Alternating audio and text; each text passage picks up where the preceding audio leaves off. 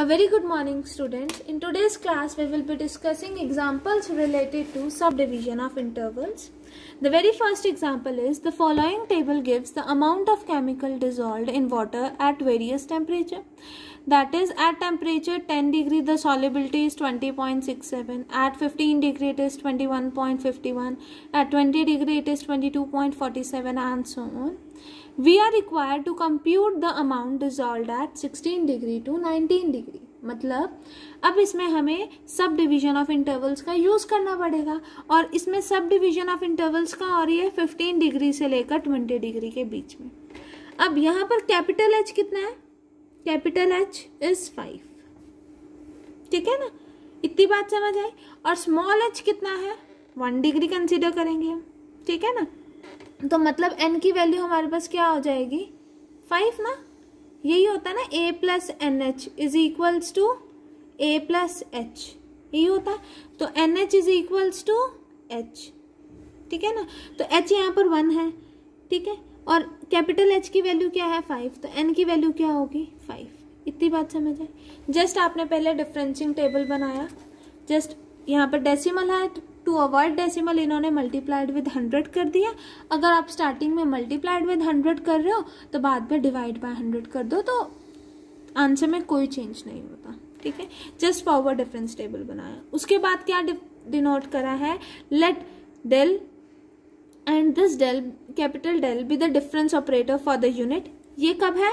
जब interval of डिफरेंसिंग 1 है. और ये कब है? जब इंटरवल ऑफ डिफरेंसिंग कितनी है? 5 है.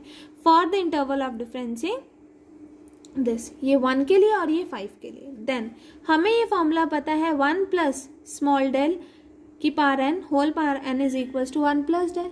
और यहाँ पर हमारे पास क्या आया कि n की वैल्यू क्या है? 5. तो just substituting n is equals to 5 we have. ठीक है, यहाँ n is equals to 5 substitute करा.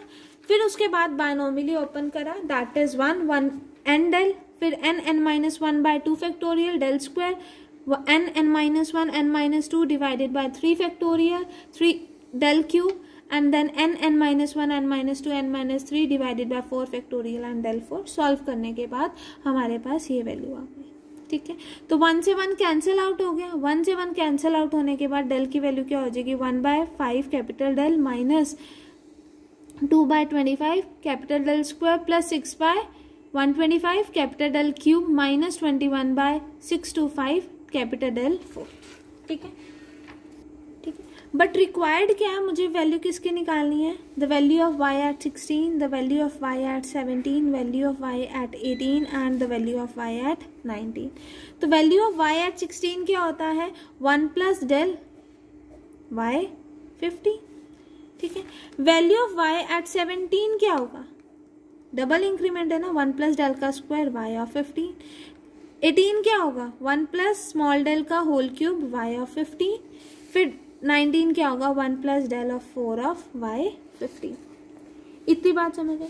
अब मुझे डेल की वैल्यू तो निकल गई. डेल से तो मैं y 16 निकाल सकती हूँ, बट अब मुझे क्या चाहिए?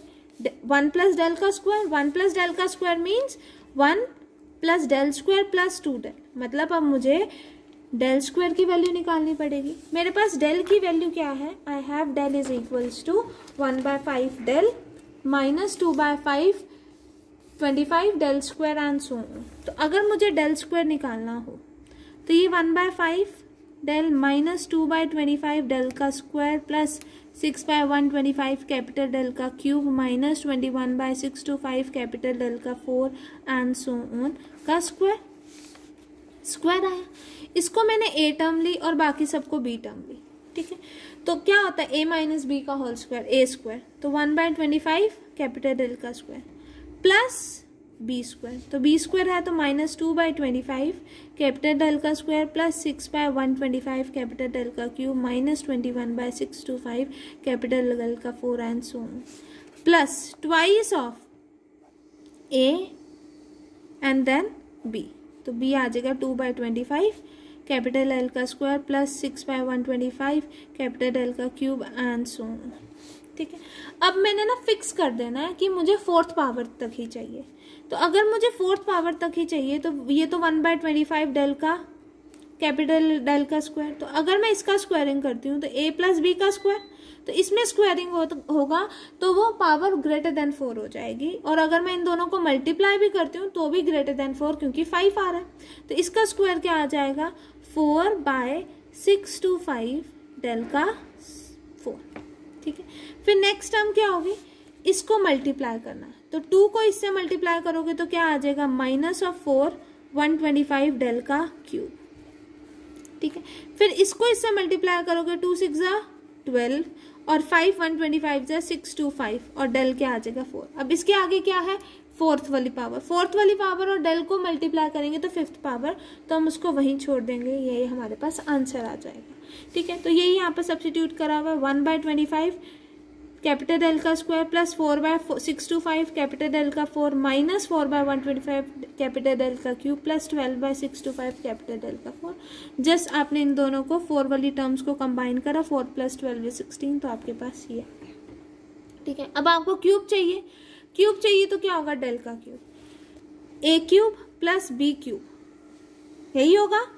ठीक है, a क्यूब लिया, अब b क्यूब लूंगी, मैंने रिस्ट्रिक्ट कर दिया कि मैंने फोर्थ पावर तक ही फाइंड करना है। अगर मैं b क्यूब लूंगी तो सबसे छोटी पावर क्या होगी 2 का क्यूब 6, तो हमने वो तो चाहिए नहीं हमें।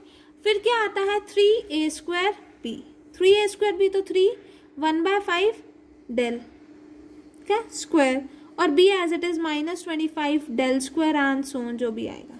ठीक है, तो यहाँ क्या आ जाएगा 1/25 डेल स्क्वायर 3/25 डेल स्क्वायर और इससे मल्टीप्लाई करोगे तो क्या आ जाएगा -6, तो -6 कर दो। नेक्स्ट टर्म क्या आता है 3ab का स्क्वायर, b का स्क्वायर ही 4 आ रहा है, फिर उससे मल्टीप्लाई करो डेल को तो वो फिफ्थ पावर आ जाएगी, तो वो भी हमने नेग्लेक्ट कर दी, तो मेरे पास फोर्थ पावर यहाँ तक आ गई।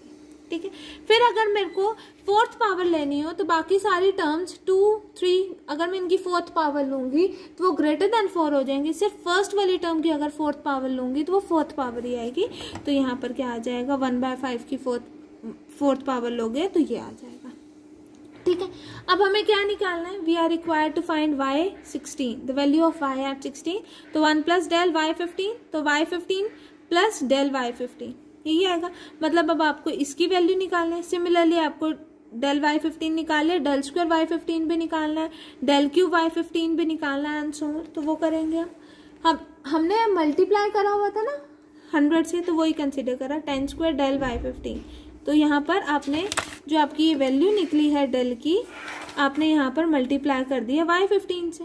ठीक है ना, तो जस्ट y15 से करा तो स्टार्टिंग वाली वैल्यूज हमें मेंशन ही है, this is del y15, del square y15, del cube y15 and del 4 y15। Just यहाँ वैल्यू सब्स्टिट्यूट करोगे इसमें तो आपके पास आंसर आ जाएगा। इसी तरह del स्क्वायर y15 निकालना हो तो वैल्यू सब्स्टिट्यूट करोगे आंसर आ जाएगा एंड सो ऑन। जस्ट वो सब वैल्यू सब्स्टिट्यूट करके निकाल के इसमें सब्स्टिट्यूट करोगे तो आपके पास रिक्वायर्ड आंसर आ जाएगा, the value of y at 16, the value of y at 17, the value of y at 18 and value of y at 19, तो हमारे पास रिक्वायर्ड रिजल्ट हो जाएगा। Is it right girls? Similarly आप एग्जाम्पल नंबर 2 भी कर सकते हो और एग्जाम्पल नंबर 3 भी कर सकते हो। अगर आपको कोई डाउट आता है डू आस्क मी। ठीक है, थैंक यू क्लास।